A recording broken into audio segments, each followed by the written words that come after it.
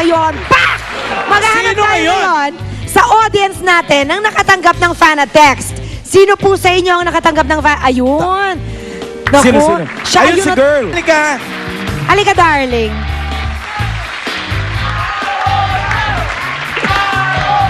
Eto pa isa. Ito pa daw isa. Halika, darling. Okay. Ay, pagandahan na naman ito ng joke. Dapat may joke to, ha? Parang last week. Pangalan? Janessa. Patingin. Anong sabi? Hello, nandito na ako sa GMA. Galing kanino? Wekel. Wekel? Malapit na rin kami mag-tape, so magre-rehearse muna kami before we begin. I'll update you later, guys. Keep smiling. Wekel. Si Wekel, oh. May baon kang joke. Meron? O sige, go! Knock, knock. Who's there? Magpapaload ako how much magkano. Magpapaload ako, how much, magkano? Who?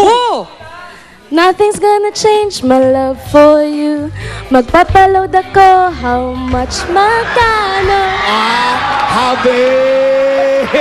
Abay ka Ikaw, doon. girl, ano pangalan? Jeline! Patingin naman ang fan text mo. Mula kay? Iyan. Iyon! Ikaw na! Ano sabi? Hi, friends. Salamat sa text mo. Text kita araw-araw, Sana totoo. Sige. Ikaw po mag-direct araw-araw. May baon! Meron. Ako pa. Already, go! Kung ang sense of sight ay eyes, at ang sense of smell ay nose, at ang sense of hearing ay ear, ano naman tawag sa sense pag brown out? Ano? Eh di, common sense! Fan text ka uli, ha? Thank you! Palakpakan natin sila, mga kaibigan. Yes, at nanalo kayo ng appliances from Minami. Yay! Oh, let's turn it over to Fabio. Fabio! Let's get ready because now, for the first time, Miss Gay Pageant dito sa Comedy Bar. Put your hands together for our comedy beauty, and here we go. Good evening, ladies and gentlemen, and welcome to Comedy Bar. Tonight, we are in search for our new Miss Comedy Bar 2010 Animal Division. Here are the not so lovely candidates in the swimwear, brought to you by DPWH. Candidate number 1. Magandang gabi po sa inyong lahat. Nasa inyong harapan, ang napakaganda ang kamukha ni Era Madrigal. Ako po si Angel at naniniwala sa isang simpleng kasabihan. Hindi lahat ng may magandang mukha ay babae. Malay nyo, ako pala ang dati nyong kumpare. Thank you very much, candidate number 1. Candidate number 2.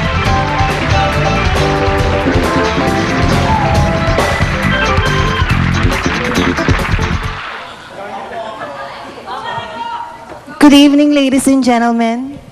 My name is Mariko. Mariko sa gabi. Pare ko sa umaga.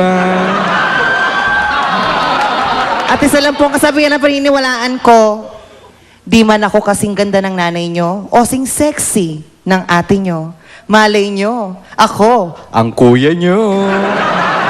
Thank you very much, candidate number 2. Candidate number 3.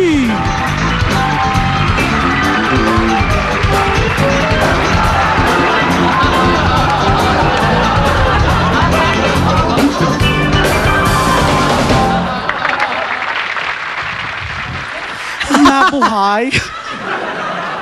Mabuhay. I spent 7 years of my life in the States. Pero po, nalaman ko na pusong Pinoy pa rin po pala talaga ako. My name is Petit Brokovich at naniniwala po ko sa kasabihan na binitawan ni Dr. Jose Rizal na ang taong hindi marunong magmahal sa sariling wika sa call center naglipana! Thank you very much, candidate number 3. And last but not the least, put your hands together for candidate number 4. Mysterious, yes. Nakakatakot.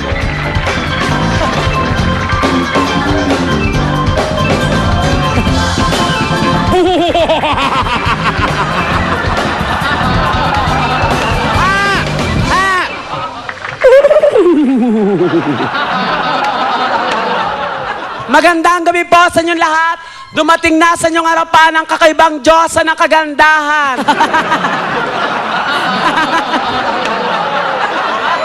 And I stand 6 feet below the ground. Ito po ang inyong bagong Rosalinda. My name is Carla Abellana. Naniniwala sa kasabihang, pag maaraw at biglang umulan, kinakasalantik balang. Put your hands together, ladies and gentlemen, for our four not-so-lovely candidates. We come now to the most exciting part of the pageant, and that is the question and answer portion. Candidate number 1, step forward, please. Doon muna ako, Bess, ha? Sige, go, Bess. You look very intelligent. Thank you so much. What is your favorite subject? Ever since I was a child, my favorite subject is science. Well, that's very difficult. What's your favorite planet? Ever since I was a child, my favorite planet is Mercury. Mercury. Interesting. Why Mercury? Dahil sa Mercury, nakakasigurado po kayong gamot ay laging bago. Thank you very much, candidate number 1. Candidate number 2. If you were to become an animal, what animal would you like to be? Oh.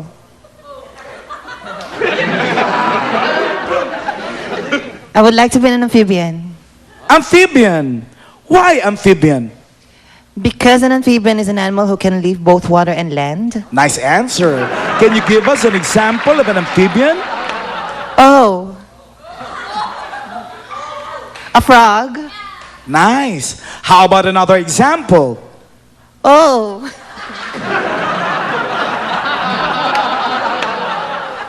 Another frog, thank you. Thank you very much. Candidate number 2. Put your hands together for the very confident candidate number 3. You seem to be the crowd's favorite candidate number 3. How are you? I'm hungry. Well, I can see that. What for you is the most important part of your body? Sorry?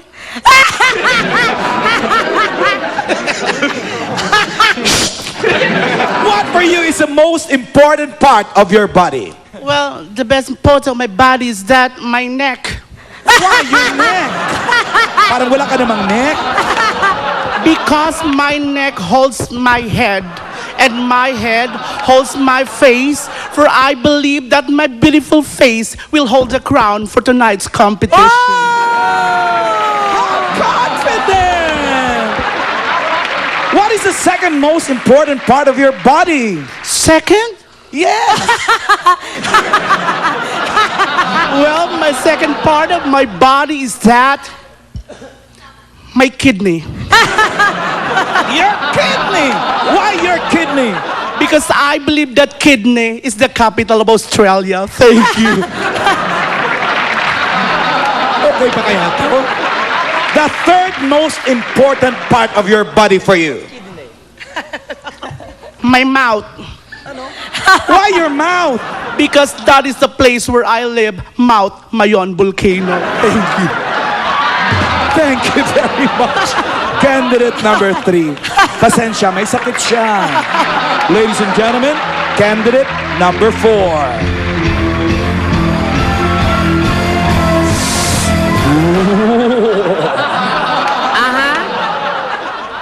Do you want an easy or a difficult question? I am the most intelligent candidate, so I'd like you to throw the most difficult question you can ever think of. I love this. And excuse me, Mr. Host. Ask me in English, please. Wow! So what is the longest Tagalog word that you know in the dictionary? You don't know? I don't know, that's why I'm asking. The longest Tagalog word which I googled is nagsisipagsinungalingan. What does that mean? It means pretending as if telling lies. Now you know. Are you Manny Pacquiao? Next question. Excuse me, Uh-huh. is this a quiz bee? No, you just have to answer, okay? What is the longest English word that you know? You also don't know? I don't know. The longest English word that I know is pneumono-ultramicroscopic silicovolcanoconiosis. What does that mean? It's an inflammation of the lungs caused by the inhalation of silica dust. Nice. Is that all? Next question. What level? Difficult. Oh, my. Aside from your face, what is your problem?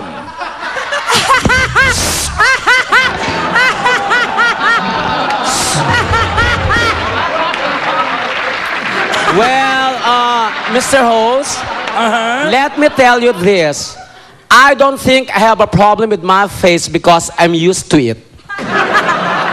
It is you asking me that question, therefore I think you are the problem and you are my problem. Excuse me, candidate number 4. Do you really think that I have a problem with my face? Excuse me, Mr. Host. Uh-huh. This is comedy bar. Joke, joke, joke. Okay. One Last question. last.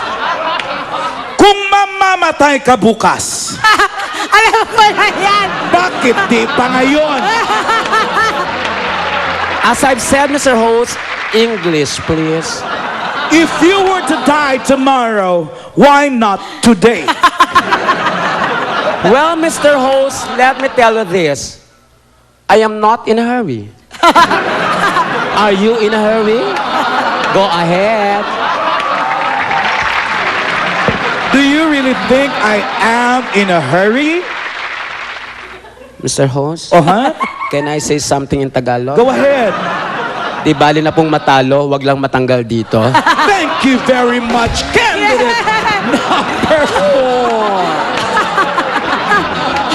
Ladies and gentlemen, palakpakan niyo po sila.